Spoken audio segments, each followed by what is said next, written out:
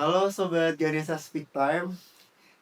Sepertinya lama sekali ya saya tidak berjumpa atau menyapa Sobat GST semua. Dan akhirnya kita ketemu lagi di sesi kali ini di tahun 2025.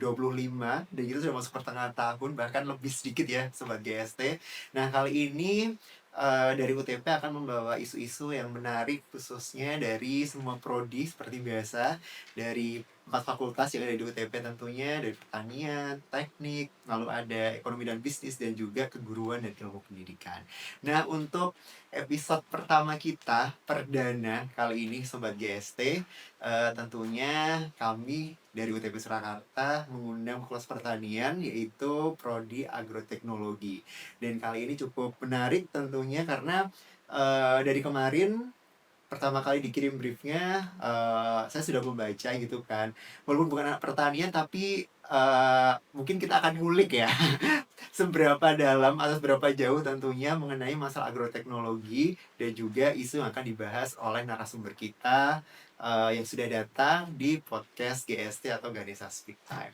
Nah, untuk itu mungkin gak usah berlama-lama ya Sobat GST. Langsung saja sudah hadir di studio bersama kita. Langsung saya akan sapa dua narasumber kita. Ada dosen dan juga mahasiswa. Ini baru pertama kolaborasi dosen dan mahasiswa nih Sobat GST. Langsung saja ada Ibu Siti Mardika Sari dan juga Suji Tegar Prastyo atau Iya. Mas Tegar ya Iya, panggilnya. betul Mas. Oke, mungkin bisa disapa dulu Bu Dika, panggilannya benar? Iya. Dan juga Mas Tegar Iya, untuk betul. Sobat GST. Iya. Halo Sobat GST, saya Budika dari Prodi Agrotek. Kemudian ini saya datang membawa mahasiswa sekaligus teman untuk berkolaborasi. Ya. Halo Sobat GST, saya yang biasa dipanggil Tegar dari program studi agroteknologi semester 4. Oke, selamat datang Bu Dika dan Iya. juga Mas Tegar. Baru pertama kali ya di podcast GST. Iya. Kita ngobrol santai aja. Iya. Tentunya untuk memberikan informasi, edukasi juga untuk Sobat GST yang mungkin mahasiswa atau mungkin calon mahasiswa ya nantinya akan bergabung di UTP Surakarta. Nah, kalau boleh tahu nih, Bu Dika dan juga Mas Tegar mungkin boleh salah satu ya nanti untuk menjawab apa sih yang akan diangkat atau dibicarakan tentunya untuk topik kita di podcast kali ini gitu. Agroteknologi lagi ada apa sih sebenarnya? Jadi ini ya, sebelum menjawab pertanyaan Mas Dimas, saya pengen lempar dulu nih pertanyaan ke Mas Dimas. Malah ditanya nih. Iya, jadi menurut Mas Dimas itu isu apa sih yang baru gencar gitu di dunia pertanian? Di dunia pertanian ya, apa ya? Kalau nggak salah ya, semoga saya nggak salah jawab, takut nih. Biasanya kan banyak orang yang kayaknya lagi isu gencar-gencarnya untuk makanan sehat gitu nggak sih? Iya, Bener nggak? betul. Oh bener ya? Iya, betul, Iya, betul jadi, sekali. mungkin sempat juga saya lihat di beberapa media sosial gitu ya, Bu Dika, Mas Tegar, ada beberapa orang yang kayaknya mungkin bukan dari pertanian, malah mereka kayak punya kebun sendiri, bikin apa namanya, tanaman semacam pertanian di rumah gitu. Iya, betul, iya. Jadi memang begini ya Mas Dimas, untuk saat ini memang masyarakat itu untuk kebutuhan pangan yang sehat itu mereka sudah meningkat karena sekarang kita tahu bahwa media sosial itu sudah gencar menayangkan ataupun posting tentang pentingnya makanan sehat. Nah, dari sisi agroteknya itu di mana gitu. Jadi dari segi agrotek itu kita ke pertanian organiknya. Jadi ke produksi pangan yang sehat. Nah, kalau kita bicara pangan yang sehat, kita bicara pertanian organik, mulainya dari mana? Tentunya dari on farm-nya, dari budidayanya. Kita pakai bibit yang bebas penyakit, bebas pestisida, dan lain sebagainya. Kemudian nanti di budidayanya kita juga pakai yang organik. Caranya gimana? Kita sudah banyak, penelitian itu sudah banyak ya, tentang pupuk organik terutama. Nah, kalau sudah pakai pupuk organik, otomatis nanti pengendalian hama penyakit di tanaman itu juga kita pakai yang organik seperti itu. Jadi memang di agroteknologinya UTP itu kita memang sangat amat mengedepankan pertanian organik. Jadi slogan kita memang pertanian organik seperti itu. Oke, berarti memang prodi agroteknologi khususnya ya Bu Dika saat ini memang memfokuskan untuk pertanian organik karena beberapa kali juga dari prodi Iya. agroteknologi atau Fakultas Pertanian kan juga sering mengajak kami dari Humas dan Perumnas itu berkolaborasi Iya, gitu betul ke sekali. desa-desa Iya. gitu ya. Oh, berarti untuk menggencarkan tentang pertanian organik Iya, itu. betul. Jadi kita adakan seperti pelatihan, Hmm. kemudian juga mahasiswa ya seperti Tegar ini sudah dilibatkan oleh dosen untuk membantu membuat produk organik seperti Oh, pupuk, pestisida seperti itu. Jadi memang kita konsennya ke organik. oke. Nah, untuk agrotek sendiri ini mungkin Mas Tegar atau Budika nanti Mm, bisa menjawab ya. Iya. Ada kurikulum khusus nggak sebenarnya untuk pertanian organik di agrotek ini? Kalau kurikulum khusus ada ya, Dek ya. Jadi, Ada. jadi biar Tegar yang ini, Tegar yang nyambung ya. Oke, boleh silahkan Mas Tegar. Mungkin gimana Bu? Terkait sama mata kuliah. Mata kuliah Mata seperti itu. kuliah pertanian organik itu Mas, di mata kuliahnya itu membahas tentang bagaimana cara bertani atau bercocok tanam dengan sistem organik, dimana kan sekarang tuh lagi banyak penggunaan pestisida itu Mas, bahan-bahan kimia itu kan kurang baik untuk kesehatan. Jadi di pertanian agroteknologi itu kami diajari para mahasiswanya menggunakan bagaimana mengolah limbah-limbah dari tanaman atau dari rumah tangga yang organik gitu Mas, diubah jadi seperti pupuk, terus pestisida, itu untuk ditaruh di tanaman atau diberikan kepada tanaman supaya lebih sehat, menggantinya pupuk-pupuk kimia itu kan Mas, jadi kan lebih sehat, terus aman dikonsumsi gitu Mas. Oke, berarti memang ada mata kuliah khusus juga atau memang mata kuliah yang menyambung untuk pertanian organik Iya, tadi ya? jadi setiap ya bukan setiap ya. Jadi ada mata kuliah yang memang nanti dihubungkan dengan pertanian organik seperti itu. Oke, nah kalau secara prakteknya sendiri ada nggak atau sudah praktek di ladang atau di daerah pertanian mana aja gitu mungkin bisa diceritakan untuk sobat GST, Iya, Budika atau Mas Tegar? dari Ibu dulu ya. Oke, Jadi boleh. kalau kemarin saya sudah praktek di lahan di daerah ini Matese. Jadi Oh, di kita Matesi. iya menanam tanaman bawang merah dengan memakai pupuk organik itu dari buah Apa itu buah Budika? pepaya. Pupuknya dari buah Iya, papaya. buah Saya pepaya baru yang tahu. Iya. busuk itu kan Ah, biasanya dibuang. Nah, iya. itu kami berkolaborasi dengan mahasiswa itu mencari ke ya kemarin ini Ah, kita cari di pasar ya nggak apa-apa ya. Jadi kadang-kadang yang jual tuh bilangnya udah dibawa aja di ini itu kan kalau udah mereka nggak kepake kan buah. oh, Jadi buah pepaya itu kemudian kita campur dengan air cucian beras Mas Dimas tahu. tahu. Air kalau kita nyuci beras Iya. itu terus ditambahi sama daun gamal. Saya belum tahu sih Iya, kalau gampang. bukan orang pertanian. Iya. Terus kemudian kita tambahi bakteri, starter Hmm. bakteri sama tambahin gula. Nah, setelah itu difermentasi sekitar mungkin 7 hari sampai 10 hari nanti itu bisa kita gunakan untuk pupuk organik. Dan kemarin hasilnya bagus. Hasilnya bagus Iya, sih. Tadi maaf tanaman apa? Bawang bawang merah. merah. Iya. Itu baru sekali atau udah berapa kali Budika? Kemarin kita nyoba sekali, tapi sebelum ini saya sudah pernah pakai produk yang serupa untuk tanaman kedelai yang dibudidayakan di agroforestry. Jadi agroforestry itu sistem bertanam di antara tegaan pohon di hutan lindung seperti itu. Iya. Oke, berarti kalau dari sisi mahasiswa sendiri ini Iya. prakteknya dari semester berapa kalau boleh tahu? Dari semester berapa ya Mas? Dari awal satu dari dua dari awal kayaknya sudah mulai sudah, ke lapangan ya berarti? Iya. ya sudah. Tapi kalau untuk praktek sendirinya saya juga sudah pernah coba itu pembuatan pestisida dari kulit bawang. Limbah kulit bawang itu nanti dicampur dengan daun pepaya, lidah buaya, lalu ada campuran sabun cuci piring juga.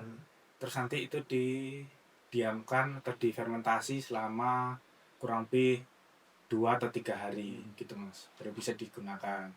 Terus kalau pembuatan pupuk organik saya sudah pernah buat itu dari dedaunan kering dan limbah rumah tangga. Itu nanti kan dibedakan, kalau limbah rumah tangga kan biasanya basah itu Mas, itu kayak sayur-sayuran atau buah, tomat gitu. Nah itu nanti sistemnya dicampur dengan EM4 dan tetes tebu atau Molase. molase. ngolah tanamannya. Terus nanti itu diberikan kepada tanaman itu buat subur nanti. Oh, Ya. mungkin ini ilmu baru bagi Iya. saya siang gitu kan. Baru tahu kalau ternyata tadi Budi kan dari buah pepaya yang Iya. sudah busuk, terus ini dari kulit Bawang. bawang gitu. Ya. Itu sebenarnya gimana sih Budi kan milihnya, apa semua tanaman tuh bisa untuk dijadikan pupuk organik itu tadi, atau Sebenarnya ini ya, ada apa ya?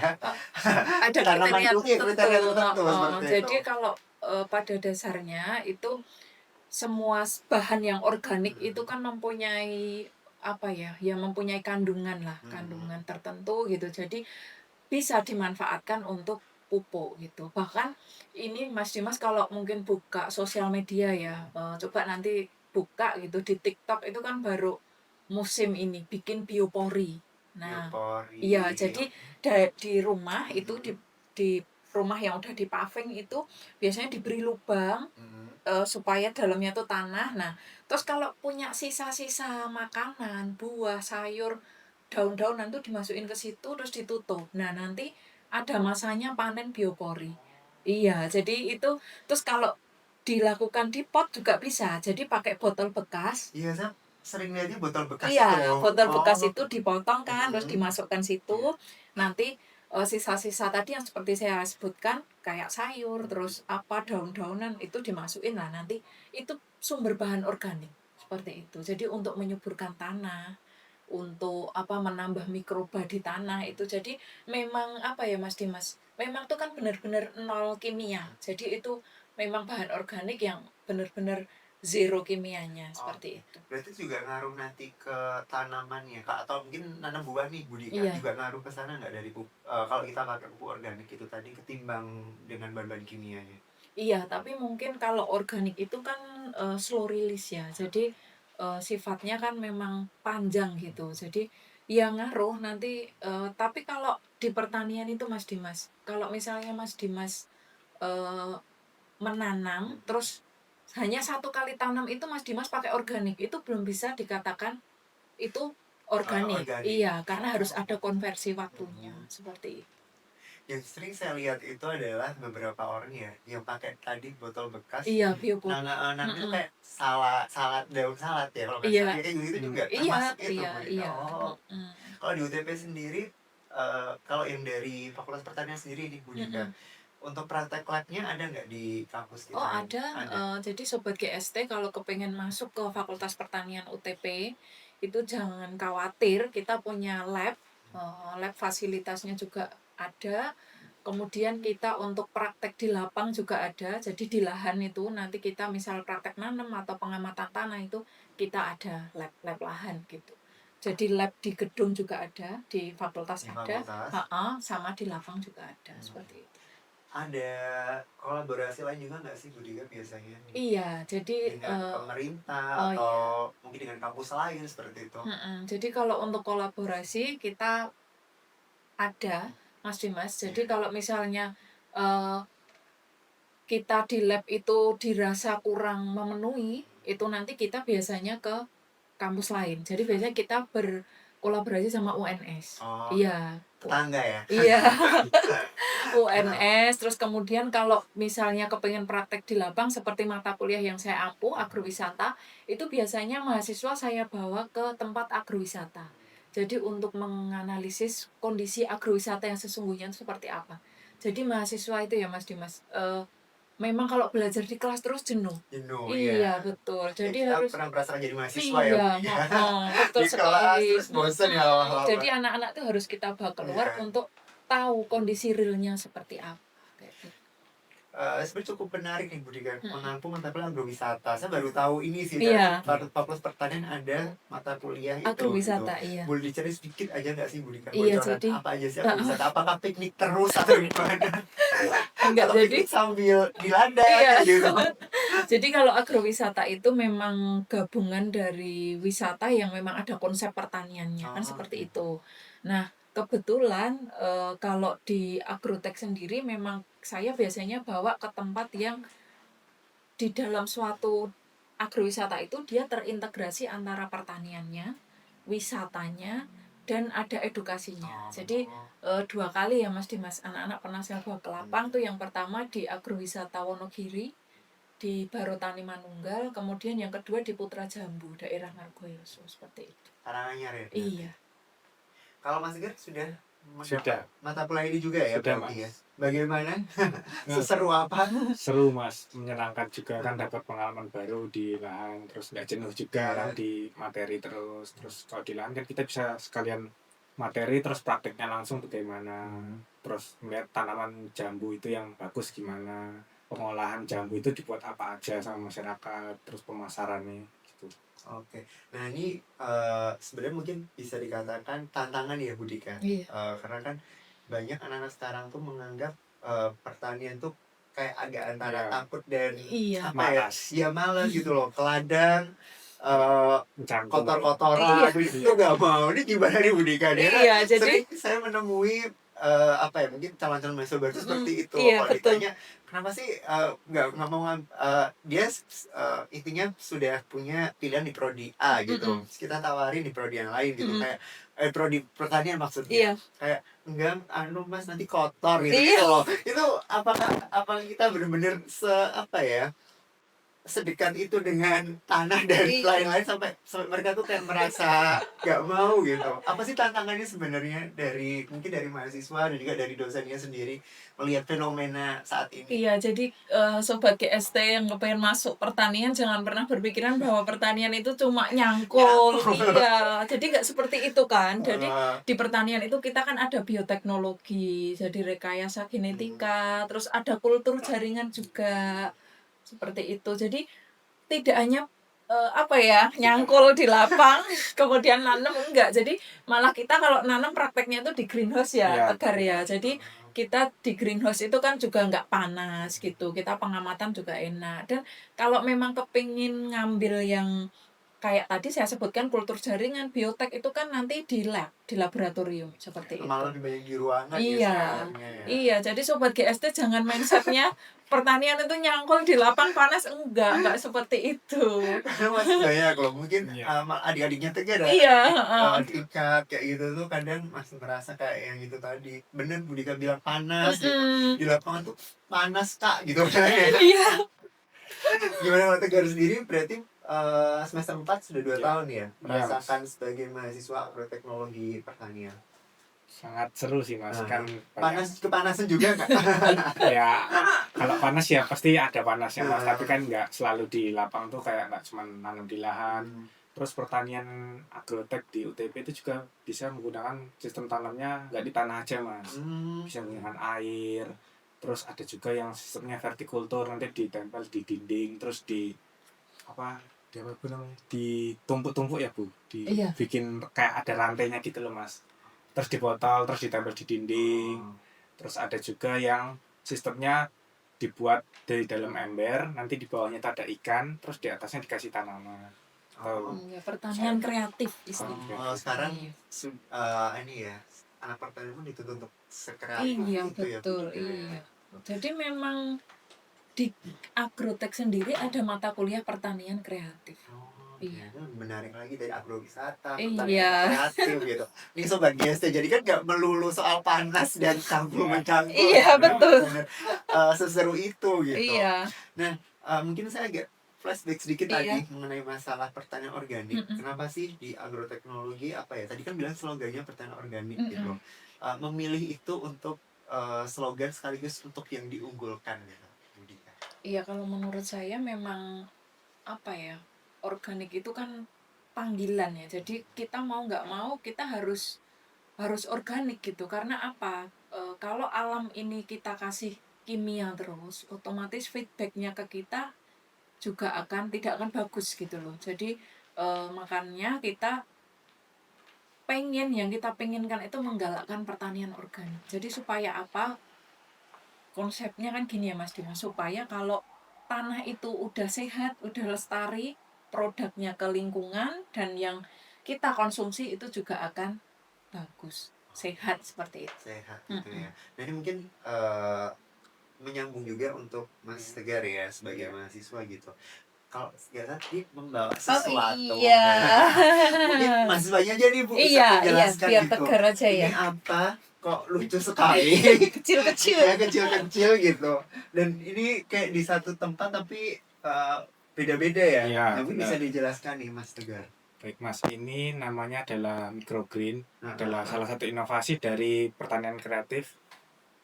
Ini menggunakan wadah bekas yang biasanya untuk makanan kayak katsu atau iya, catering gitu iya. kan. Makanya ini kalau nggak salah tempat makan. Iya. Itu Gitu. tapi kok isinya bukan makanan. Iya. Ya, jadi tuh di sini kita sistemnya menggunakan eh, mikro itu kan kecil Mas. Iya. Terus green itu kan hijau, berarti kan tanaman kecil-kecil kan berwarna hijau. Nah selamanya hijau juga, tapi kan intinya sayuran gitu. Jadi di sini saya ada membuat yang pertama, di sini ada bayam, yang di sini ada caisim, terus yang di sini belum begitu tumbuh Mas. Ini selada merah, terus yang ini ada kemangi. Nah, kenapa membuat ini? Karena kita itu lagi banyaknya tren makan salad tuh Mas. Iya, Iya, benar. salad betul. kan. Nah, Nah, kalau ini kita makan salad tuh tanpa dicuci bisa langsung dimakan Mas. Soalnya ini bersih. Iya, benar. Iya. iya. Soalnya ini kan prosesnya cuman dari benih itu saya rendam langsung. Terus medianya ini menggunakan kapas Mas, bisa dilihat. Oh, Mas dari tadi Iya. saya lihat Putih. Iya, Ya. pakai mau kapas. bilang kapas tapi saya takut salah juga nih. Iya. Apa benar-benar kapas atau Kapas. enggak gitu? Ya. Bisa menggunakan kapas, bisa menggunakan rock wool juga Mas, atau menggunakan tisu bisa juga. Terus setelah direndam itu selama sekitar 1-2 jam untuk melunakkan kulitnya aja biar bisa kecambahnya cepat, terus ditata di dalam medianya ini. Bisa menggunakan media lain juga kok Mas, kayak gelas plastik itu bisa juga. Yang penting tuh di bawahnya dibolongin di bagian bawah sini Mas. Oh, bawahnya bolong ya? Iya, di bawah Iya, sini. buat lubang udara kan, Buat- buat sirkulasi. Terus sama di samping. Yang di samping ini kan buat sirkulasi udara. Kalau yang bawah itu kalau ada air berlebih Mas, biar tidak mengenang. Nah, nanti itu kan takutnya busuk. Terus nanti ditebar aja, terus ditutup sama dikasih plastik warna hitam biar gelap, supaya dia tuh fokusnya berkecambah dulu, baru nanti dia untuk tumbuh gitu. Terus nanti kalau udah sekitar 2-3 hari udah muncul kayak gini, itu dibuka aja nggak apa-apa, kena matahari. Berarti prosesnya 2-3 hari. Ya, kalau untuk panennya itu biasanya umumnya umurnya 1 minggu sampai 2 1 minggu. Ya. Berarti pengerjaan ini dari 1 minggu sebelumnya ya, Mas? Atau Ya, kalau ini saya buatnya sekitar Hari baru apa, Dek? Kamis ya, Dek? 4 harian. Oh iya, 4 harian. Jadi tadi kan kayak bayam, terus Mm-mm. selada merah. Iya. Nah ini nanti maksudnya bisa tumbuh Iya. kayak tumbuh beneran yang kita lihat kayak selada merah Oh. atau bayam itu atau gimana sih? Saya mungkin masih membayangkan itu gitu. Enggak Mas, ini sistemnya itu dia masih versi kecambah atau kecil. Jadi kecil-kecil kayak gini. Kan dia namanya mikro, kecil. Ya. Jadi nggak bisa tumbuh gede gitu, nggak bisa. Ini kan untuk salad, untuk biasanya untuk pelengkap Kondimen. Kondimen. Iya. Oh. Tapi memang bisa dimakan. Bisa. Iya. Dan tanpa dicuci tadi ya. Iya. Karena kita kan nggak pakai apa-apa Mas Dimas, nggak pakai kimia, nggak pakai ini.